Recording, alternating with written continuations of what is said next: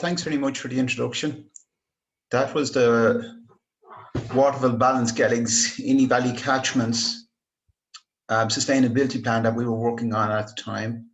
The plan is probably now complete. It's over to the local steering group to finalise that.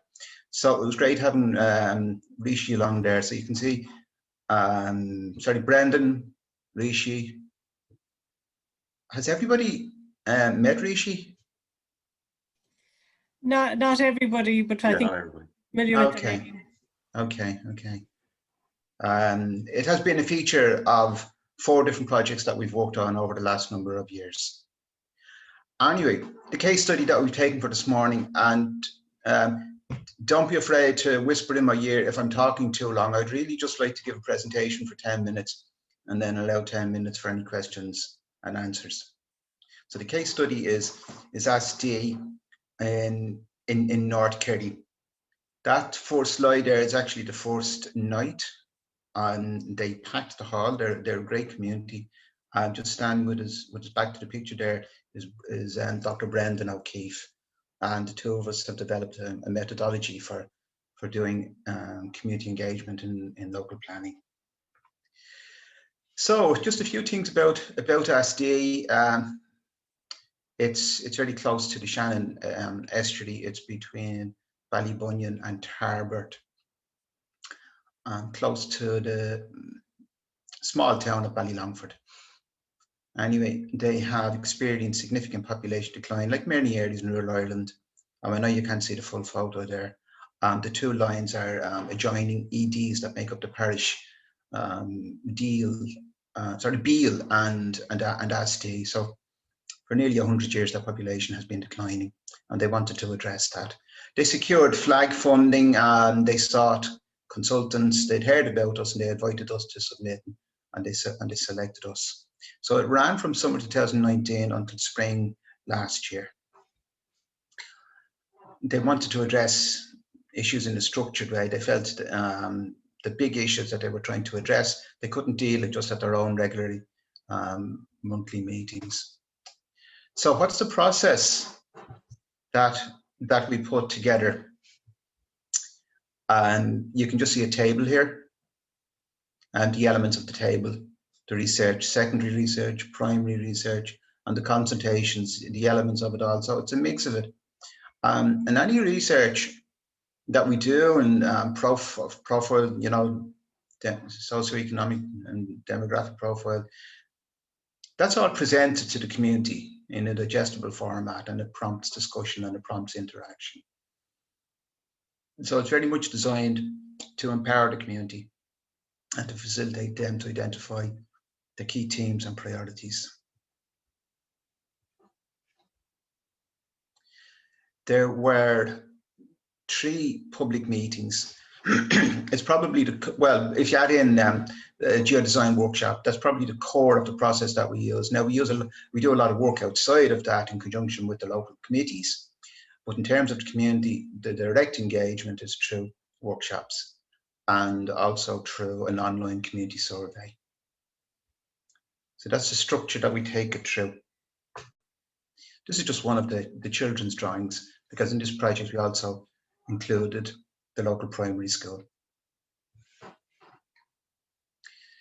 Children are great, no holds barred, sky's the limit.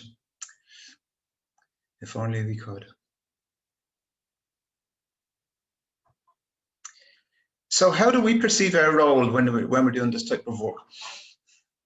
We design the process and we facilitate the engagement. We provide the analysis, managing the survey and facilitating the feedback.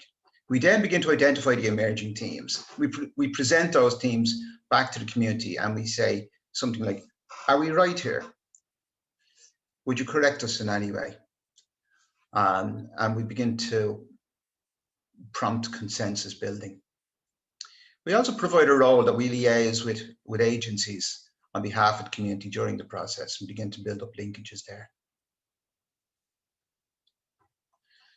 In those photos, the lower one, that's actually Rishi Balal with his back to the camera. That's on the geodesign day.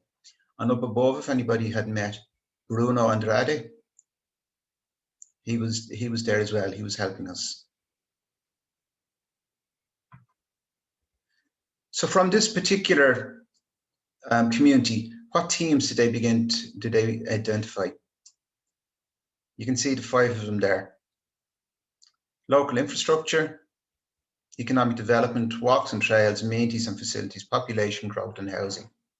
Now, for any of you familiar with small Irish rural communities in decline, it was probably no different from anywhere else. Farming had gone into decline, considerable out-migration. 1 shop left, pub closed, school, community hall, pub. That's about it. Now, these are as I said, these are the 5 teams.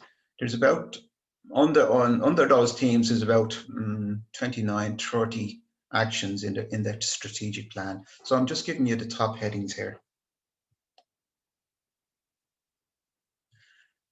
And can I emphasize that what we present and then we refine and we represent at the various stages, just to further clarify with people what it is exactly they want to focus on.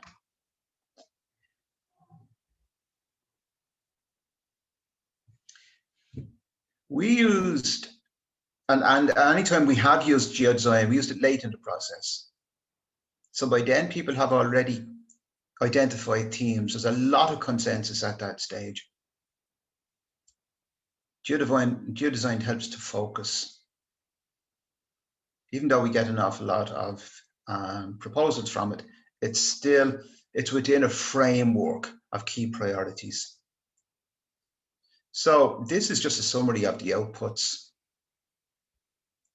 The various, they're actually projects. When you see playground, walkways, community hall, eco parking, garden allotment. There's some themes that wouldn't have been included here. For example, economic development is not one single project as such.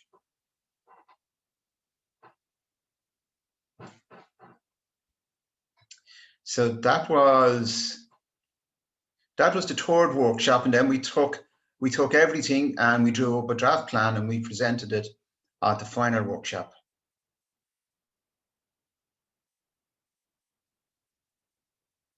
What did we observe during the process? Because we've worked with a number of communities. This particular community did a very vibrant committee and did great leadership. It's not always the case. It was very much a bottom-up, community-led initiative. It didn't come from local authority. It didn't come from the local partnership. It came from themselves. Well, I think they'd heard of another project that we had done in Cremon. Again, the 3 of us, myself and Brendan and Rishi, had worked together in Cremon, County Kerry, another seaside community. The process that we offered was fully embraced in this instance.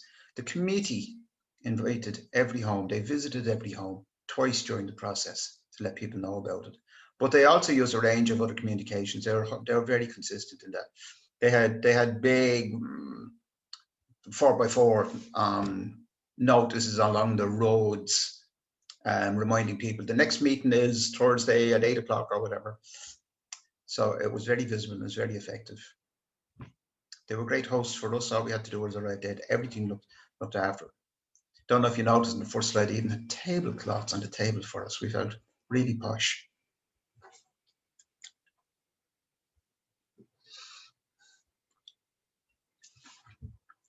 They sought additional funding and they produced a plan. Sorry, they printed a plan. We drafted it. We finalized it with them. But they went and got money to have it printed. So this is it here. Great document. They did a marvelous job on it themselves. We didn't have much of a role really in the plan. We just provided the finished material ready to print. So they managed to launch it. It was around last May, I think. It was still in COVID period, but the restrictions have been eased a bit. And so we were able to have and what would we say? A socially distant launched. They got great publicity out of that. They had Minister Norma Foley, they had Katie Hannon from RTE doing the launch. They got local publicity, regional, and they got onto the radio as well, RTE radio. They produced a mini brochure that was delivered to every home. That was the level of ownership they took in this process. Some of their feedback. They now have a plan, a roadmap, a sense of direction. And again, they emphasize they couldn't have done it at their normal meetings. For something like this, they needed outside guidance and structure. They felt the process was a great success. They had high community engagement. The agencies now became aware of them. There was some awareness when we were there, but through this process, there was significant agency awareness and engagement and support, and the agencies are now contacting them. They're on their radar.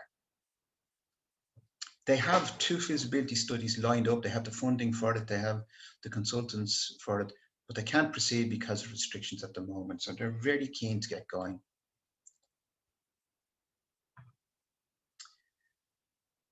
That's us. Thank you very much.